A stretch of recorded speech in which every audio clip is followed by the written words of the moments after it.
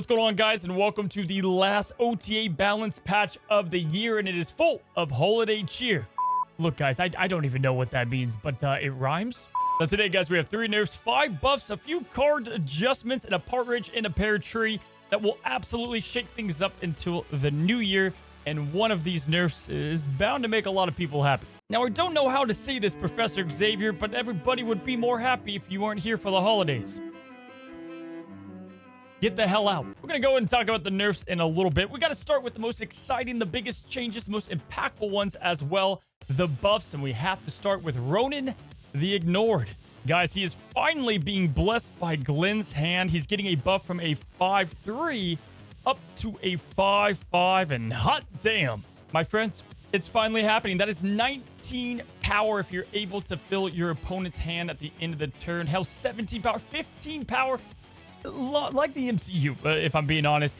In Marvel Snap, he's been kind of an afterthought, right? He's the littlest brother, like not even like a step down, a huge step down from Devil Dinosaur. No one elects to play him because you don't have a lot of control and agency over your opponent's cards. Now, he's still going to struggle a little bit with that fact, and of course, we have like cost reduction, making it easier for people to play their cards.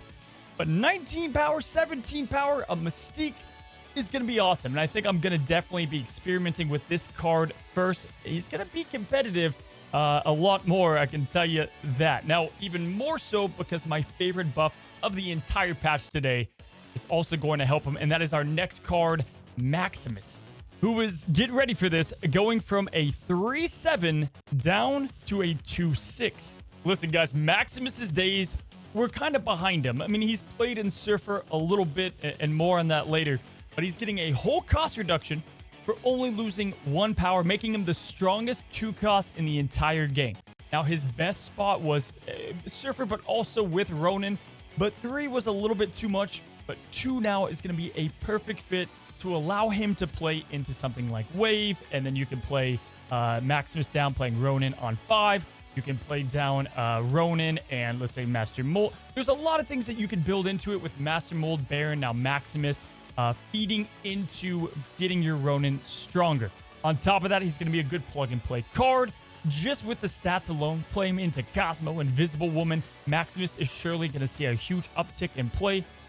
But guys, the Blob has been exploding in Marvel Snap, and this is a nice, subtle way to kind of get rid of the Blob's popularity a little bit. You're still giving your opponent 2 cards. That's a huge, massive... You're giving them what they need most of the time, right? But it's going to really hurt the Blob. The Thanos deck's going to kind of trim that down a bit without affecting those cards. And I'm all here for it, guys. I've loved Maximus. He's a really cool character. Great variants out there as well. And you can expect a huge uptick in both him and a huge W for the Ronan decks. However, that does mean we now have a Void, kinda, as the king of power in the 3-cost slot, right?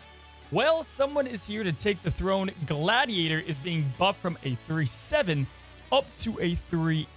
Now, I haven't really been like the #1 Gladiator fan out there. Oftentimes, he's fun, but he would lose you the game a lot. He actually was a 3-8 before he came out, and then he got tuned down a little bit right before his arrival. This is a much bigger change than just a PowerPoint because his ability is tied around said power, right? So just for an example, we have a lot of cards that he can now beat, which is awesome. Things like Legion, Black Bolt, Annihilus. Cards that are played all the time. Onslaught are 7 power cards. Gladiator can kill him now. That's huge, right? But on top of that, we can also contend with other popular cards, MODOK and Vision. These cards aren't going to kill Gladiator anymore, keeping his power out there and just being a much better solution than he was. And he's going to also just be kind of mandatory now, I think, in Surfer decks. 3-8 is a ridiculous stat line, just outright. And again, you can still play him into Cosmo, and you can play him in junk decks, and you can fill locations with him. Like, he's not the best card in the game or anything, but he's much better. 8 power is a lot of freaking power, guys. Being able to sneak that into, like, Big House or on Cosmo, like, very strong card now, and you can kill some of the most popular 7 power cards in the game. I'm definitely looking forward to Gladiator. However, we have a long-awaited 3-cost card finally getting a buff. Activate code Buff Punisher. But which button did Glenn Jones press? The most Punisher thing to absolutely happen has happened. We've waited so long, and Punisher is getting +1 power, which I will say is not terrible in some regards, but let's get to it. Now, they have this notion that they want to keep some of these new cards for new players to get used to the game. I really don't love it altogether. It's the same thing with Watu that we saw, and then they kind of, boosted him up as well. I just think he needs a complete rework within the game. And I also thought Captain America was also going to get buffed, but I guess that's for another day. Maybe he's going to get a big OTA change. I don't know. All I know is Punisher is now a 3/3, which is going to up his usage a little bit. The guy's got some of the best variants in all of Marvel Snap. I can tell you that.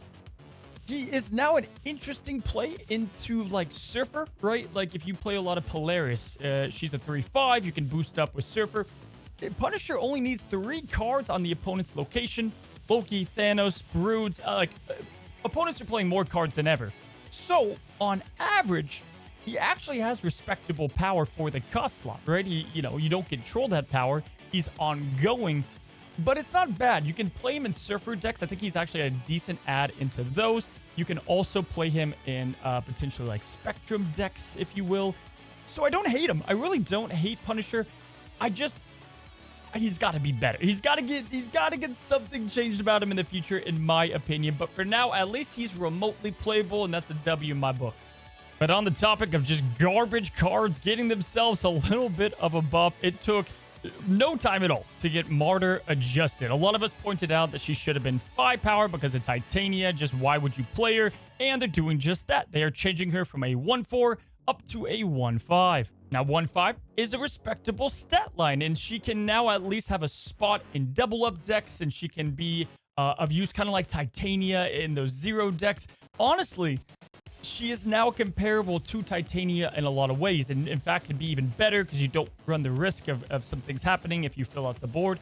I do think this makes Martyr better, and for those that play Zeus style of decks, which I think will get an uptick in the later months, listen, she went from being the absolute worst card of value to at least now having some sort of a purpose. But that being said, right, like, you didn't miss out if you didn't get Martyr. I don't think she's going to be very much played. But she is going to be, a 1/5, which is always nice to have some competition against something like Titania. Like comparing her to like Nebula or Deadpool or Sunspot, like it's still laughable in my opinion. Someone out there's like, their Christmas has come true, right? They've got their Martyr buff. Congratulations. You're going to be very happy. To everybody else, a buff's a buff. Now that's going to be it for the buffs. Let's go ahead and shift over to the nerfs that are quite impactful. And we got to start with Professor X, Q-Ball, Xavier, Vin Diesel, Satan, whatever you call him. He has never been nerfed or buffed in Marvel Snap. And here we are. He's going from a 5/3 to a 5/1. It's finally happened. He's finally been hit. The guy with a 30% play rate in the current meta is getting toned down.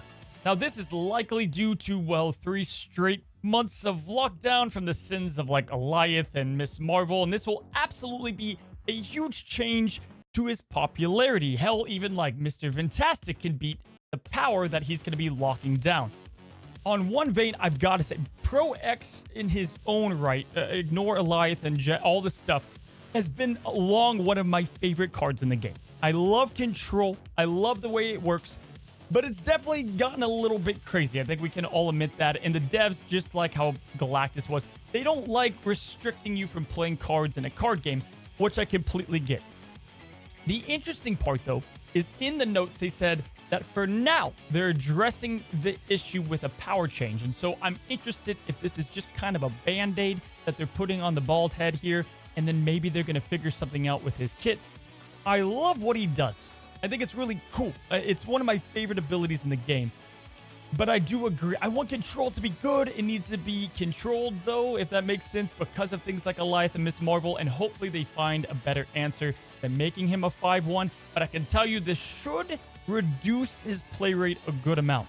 Again, Jeff can beat this. Mr. Fantastic can beat this. Just having any type of power in that lane now is going to be able to, compete with old Xavier here. But in turn, guys, this is also, you're going to see a bit of a dip in Goliath, even Thanos to some degree, because the whole meta has been around locking a location, playing down a life, right? That's been what it's been. And Thanos is popular because he can ramp out between the Time Stone and Psylocke to get Pro X out even quicker. So I'm extremely interested in what this is going to do because Lockdown and Alliance and Thanos has been so popular now for so many months. This is going to have a huge effect across a lot of archetypes. But not only that, guys, we have another card, our next nerf we're going to talk about, that is affecting way more than just the card itself. Werewolf by Night, who I think is one of the best cards in Marvel Snap, is getting a nerf. It's a big one. He's going from a 3/3 up to a 4/4, which is effectively nerfing both him, the bounce archetype, and Loki kind of all at once. Now, I talked about this on the Snapchat. I said if they affect his power, no big deal. It's like affecting Blob's power, right? But if they go after the cost, it is definitely going to tame down Werewolf by Night. The guy was just absolutely bonkers, right? He was easily getting 15 plus power on average, and on top of that, he has so much more going into his kit, combined with the other busted one-drops with on-reveal abilities like Nico and Forge. He was everywhere, and he was just a card to put into every deck. Now, if you just got him, I do feel your pain, but don't worry. I still think he's going to be pretty good. He's going to be used differently, if you will, and the decks around him are going to be used a bit differently. Essentially, guys, 4-cost cards, if we look at them, should aim to hit about 10 power, right? That's what you see. They come with a con most of the time, and there's other cards to help them out. Darkhawk is one of the few examples that can get above that, but you have to play so many other cards to get that power even more than that, and now he's got some more counters to that. Werewolf is going to be able to still pretty easily hit that power. On top of that, he's got the best part about his kit, which is dodging priority, but also dodging Shang-Chi, and your opponent doesn't know where ultimately you're going to play him, which is one of the best parts about his kit. And it only takes 3 bounces, which is going to be, easy to accomplish still on turn 5 and 6 to get him to a 4/10 and beyond. So I still think he's a great card. Don't get me wrong. Is he nerfed? No question. He's way worse than he was because he was really freaking good. But he's not terrible now, if that makes sense. Overall, I can confidently say he was a top 5 card. He's still very, strong, but this was needed. But more importantly, we got to talk about 2 different things. Number 1, this is going to address the bounce archetype, which is kind of skyrocketing. It's getting a lot better. Trust me, Celine's about to come out. This feels like they definitely got ahead of Celine coming out because I think Junk Bounce with Werewolf by Night was going to be everywhere for 2 weeks. Merry Christmas, you're screwed. But other than that, Loki, this is going to be a change. I still think Loki's going to be good. It's going to take time for the best deck of Loki to come back into it. But I got to tell you, every best Loki deck in Marvel Snap, period, utilized Werewolf by Night in a massive way. And this is bound to definitely hurt Loki a good amount. I think you're going to see a big dip in his play rate. His win rate is already a lot lower. And so you're going to see a huge hit to him as well, just by Werewolf taking a bit of a hit. So it's a huge hit to a great card affecting a lot of different archetypes. However, on the subject of Celine, Black Widow is also getting herself a nerf in a way. A change is what I'd like to call it, but ultimately it's going to be a nerf. And I do think this is also to get ahead of the bounce meta, the Celine meta. Guys, Black Widow went from kind of useless to great. And now she's going from a 2/1 to a 3/3. Like, you combined her with bounce decks, you combined her with Junk, Darkhawk, these archetypes that are already really good. And then Celine is sitting over the Widow's Bite and then getting yourself, oh my gosh, just the -3 to that card. They have to play it. They got ahead of this, and ultimately I'm glad. I want Black Widow to be good. Let me start with that, and I really much enjoy the card. There is something to be said, though. 3/3 is definitely interesting. I like the stat line. And on top of that, like, this could end up being a great change, right? This could just be not a nerf at all, but a change. A nerf to Dex, a change to Black Widow, if you will. And with Surfer, you kind of have now, I know, 3-cost Surfer, but you have Rock Slide, you have her, Darkhawk wants to be in that deck. I think you could ultimately run Darkhawk in a Surfer build now, which I kind of think is interesting. But overall, I think Black Widow's going to see a good amount of change, and I'm interested to see what happens to her as a card overall. Now, where Black Widow was more of a change, I think Viper, to me, comes off as probably more of a nerf, but time will tell. We clearly see Junk is kind of taking over the meta in a big way, and Viper is the queen at the helm. She's going from a 2-3 with obviously the ability to push over a card from your side to the opponent to a 3-4. Now, this is going to be interesting. 3-4 is still a decent stat line. You can have a good swing to it. You lose a lot of combos, or at least the early combos to me, right? This kind of feels like Beast Change. When Beast Change, we thought he sucked, but really we just had to adjust to the way that he was played moving forward. You know, pushing over the hood, pushing over different cards. It's going to look different now with Viper going up to a 3 cost. And again, I think this is to get ahead of some of the cards coming out in Selene, Luke Cage getting tamed, things like that. Viper has just been a great card at that. And I think Junk could maybe use the extra power push of her going to 4. Oftentimes, I didn't play her all the time on 2, but I'm going to miss her at 2 costs. It allowed you to do some really cool things, like playing Sentry and her on turn 6. That's gone now, right? And that's a bummer. I think there's some combos that we're going to lose. And ultimately, Viper's still going to be played in the decks that she's played in. Rip the Havoc deck that I just came out with. I think it's definitely taking a hit from Werewolf, Viper, and all the cards.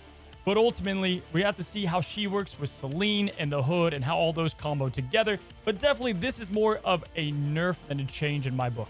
So there it is, guys. A huge heaping load of buffs and nerfs to keep us occupied and entertained before what I think is the big patch coming in January 9th. This is kind of like the Band-Aid patch, in my opinion. So we'll have to see where these cards go and ebb and flow with the meta. Lastly, guys, I've gotten a lot of comments around this. I got merch. This is going to be my soft launch of Cozy merch. I wanted to take my time and make some really cool stuff that I would wear. The kickback that I get is so marginal that, it's not really about that. But you do support me as a creator, and hopefully you get some pretty banging Snap-inspired merch and Cozy merch. So if you guys are interested in that, the soft launch I'll be doing down below. You can check that out. And if you haven't already, we're trying to get to 125,000 subs by the end of the year. We got a few days left to do so.